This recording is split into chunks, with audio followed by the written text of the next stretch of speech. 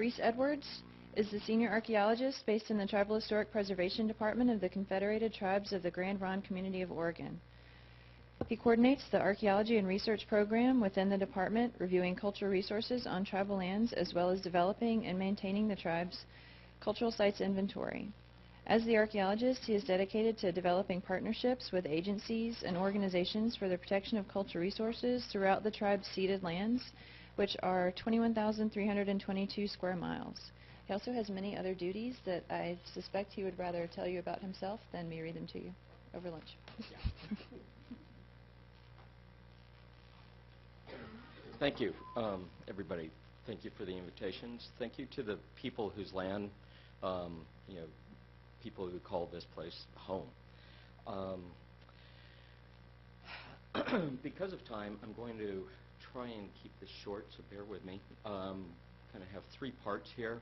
I apologize, but kind of need some stage setting before we can get to what I think is the cool part with the pretty pictures. So first off, you may have heard yet another landscape study project out there. Val mentioned it, a couple of other people have, and this is the Tribal Cultural Landscapes Project. It is a little bit different. It's a little bit unique from other projects that are agency-driven in that this one started from a tribal perspective. It was initiated by tribal response. It was found to be of value by federal agency, and that led to yet another unique element, which was collaboration between tribes. So for the West Coast project that BOEM was initiating, we received one of those lovely letters that TIPOs get. Hey, we're doing cool things. Tell us everything you know about it. We hate those letters. This was a unique opportunity because normally we just round file.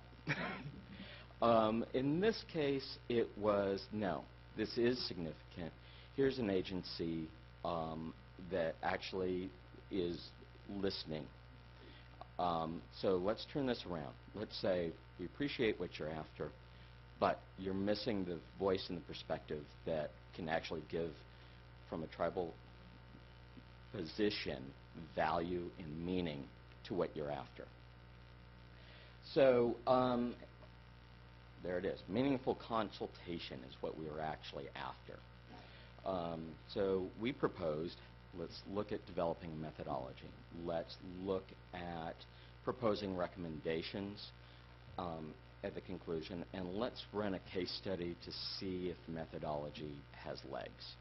It's great to have ideas, but if it's not going to work, if it's not actually going to make people's life easier, it's just going to fall to the wayside.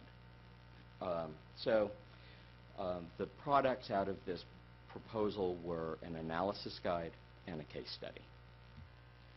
So the core participants, because there were a lot, BOEM, NOAA, Marine Sanctuaries Program, the tribe, Grand Ronde, Makah, Yurok, as well as 27 other tribes and 25 federal and state agencies. You think getting two tribes to agree on something is hard?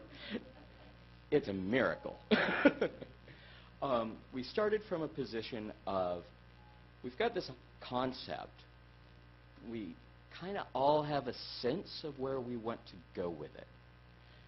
But because we're dealing with agencies and we want something that has legs and longevity, let's find a definition. And that's where we started, was let's get a definition established and created by tribes that other tribes can get on board with. Then let's see how well that definition will stand with technical staff in agencies, whether it's the state SHPOs, other TIPOs, how is it going to do with Forest Service or National Parks? So we held workshops. What we got out of this is that's pretty much the definition with some modification. It took a good solid 12 hours on day one to come up that. It's pretty simple. The loosely translated, tribes say what's important to tribes. That's it. Or indigenous groups. You'll notice that that's there with an asterisk because not all indigenous groups have federal recognition, whether it's Hawaii, Alaskan corporations. This isn't, and for those of you in federal agencies, that's going to be your hurdle. And how you choose or not to apply this. So, tribes determine what's important to them. That's not at the exclusion of any other tribe's understanding. For instance, Mount Hood, Grand Ronde holds a lot of understanding about that place, about the practices that go on there. So do our neighboring tribes have connection. Our understanding doesn't exclude the others. This kind of comes back to what Hans was bringing up yesterday, the multiple lenses of understanding a landscape, whether we dial it in for whaling perspectives or whether we're dialing it in for spiritual understanding across a landscape or oral history epics. So I'm going to quickly try to buzz through this. We came up with a framework you can see there. One of the key points that came out of this amongst the tribes that we were engaging with is stop focusing on place. You know, that's good archaeo training to start from finding a place. But when it comes to actually understanding a landscape, shift the lens. Take a half step over. Look at it from a place of practice.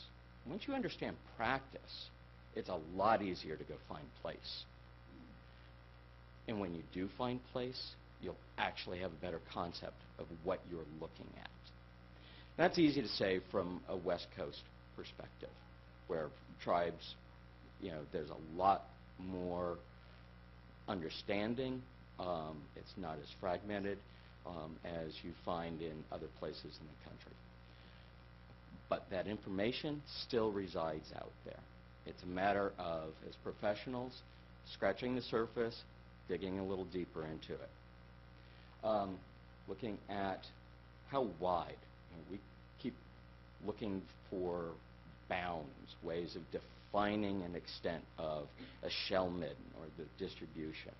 One thing that we came up with in the tribal understanding is, again, let's shift the perspective, step away from the desire to go in with the intent of drawing lines, but let's say, no, the landscape is as big as it needs to be. It goes as far as it goes until you stop thinking about it. It's hard to put a line around that, and it probably makes every federal agency cringe a bit. But we're talking about identification practices here, not regulatory, not enforcement, not necessarily protection.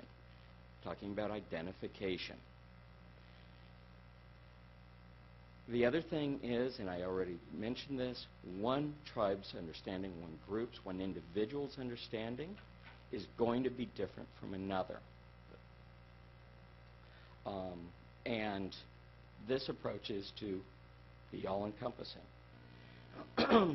Now, again, I'm going to kind of delve into a perspective here.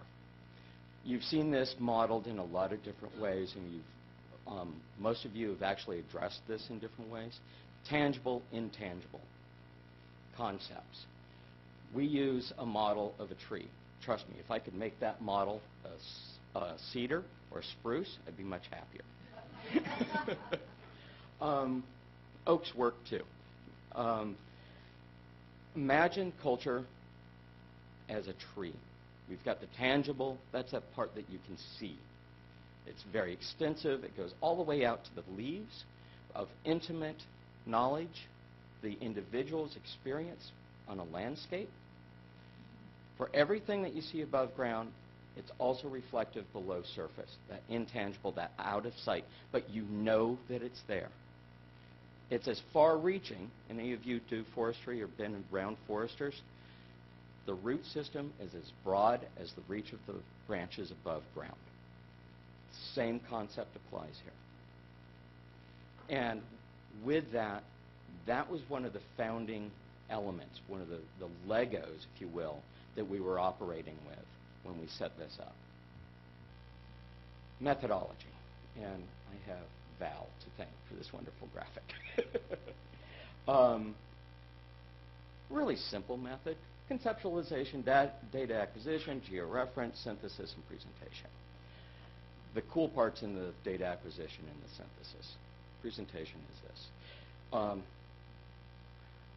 We set out with another kind of sideboard on this project, which was sensitive information.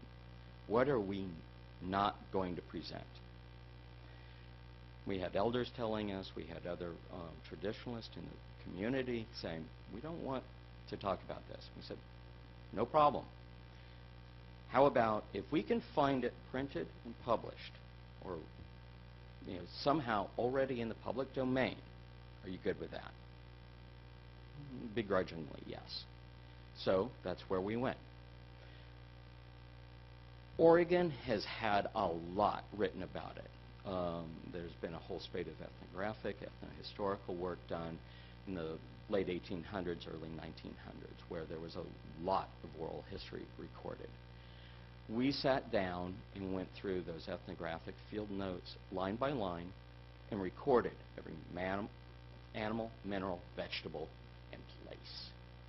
And where a sentence may refer to multiple things, it got kind of categorized, pigeonholed in each one.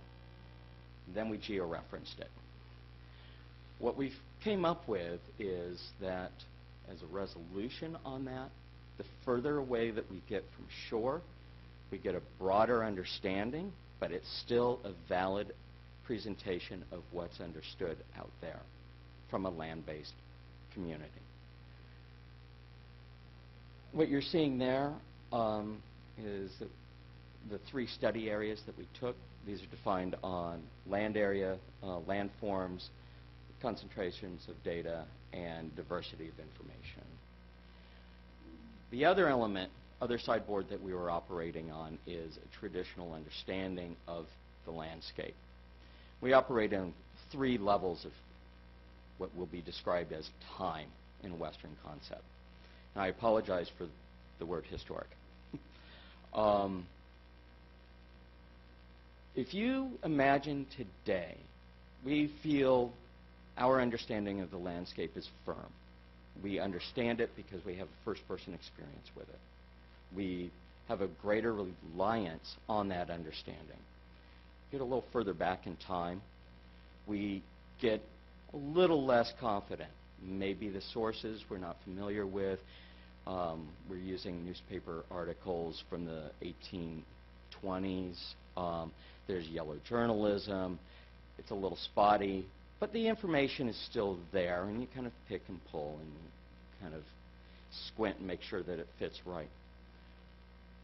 With the Grand Ronde tribes, those that make up the Confederation, we also have the economy. That's that myth time. That's that time that sits in the back. That's the stories of South Wind. That's the stories of Coyote. These are the foundations for understanding life, how to live it correctly, how to read that book that you're seeing there. That landscape is a chapter. Each component on that is a chapter of understanding. It's far back in time, so we have supposedly a lot less reliance on what it's telling us in a Western lens. What we did is we compressed all of that information. It's all equal in a data set. So, quick notion of data sources. One of the first and foremost, and one that's often forgotten, is what's actually happening there today. We want to see tribes, indigenous understanding as something in the past, still canoeing on the ocean. I love pointing out that there are these points. The red spots there are places where south wind set the world or elements of the world in order. That's a map of Lewis and Clark. It gives us great ethnographic information. And I'll point out all of this cultural, tribal understanding of the landscape and whaling and this and that, and like, oh, really? Lewis and Clark recorded it. Oh, well, that's really right on. This is an interesting point. There's a single point of landform there. Surviving today in the lower left are the foundations of that mill site and dock that you see there, photographed in the 1890s. And that's an advertisement from the Portland newspaper for taking the boat, I think, from Astoria down the General Miles. Now, the General Miles had a crew member on crew, or a tribal member on crew, coming in. On the photograph, there's a plank house on the top of that hill behind the mill. Half the mill workers were tribal members. And as you'll see later, that entire bay, Tillamook Bay, is a storied landscape going back to time immemorial. Yeah, all right. So I'm going to wrap up very quickly, which is two things. This is what taking all of those data points look like together. Language, places, place names, faunal resources that have been recorded. The size of the dot refers to how many times that shows up in the historic records, and archaeological sites, and then the amalgamation of all of them. What that looks like when you start running lines of sight between them, because that seems to be a key variable. And this is the tool that we can use for management and development of future plans in the area, so that we can start engaging. All of the proprietary information is behind the scenes. We don't run the risk of violating taboo. But we've now got a tool and a mechanism to start talking. And I'll point out that there are some very cool hot spots offshore. This is all land-based for the most part, but you see hot spots of where there's strong cultural connection based on lines of sight. So with that, and paleo land shore stuff, but we can talk more about that. And there. So, thank you. And I'll dodge out.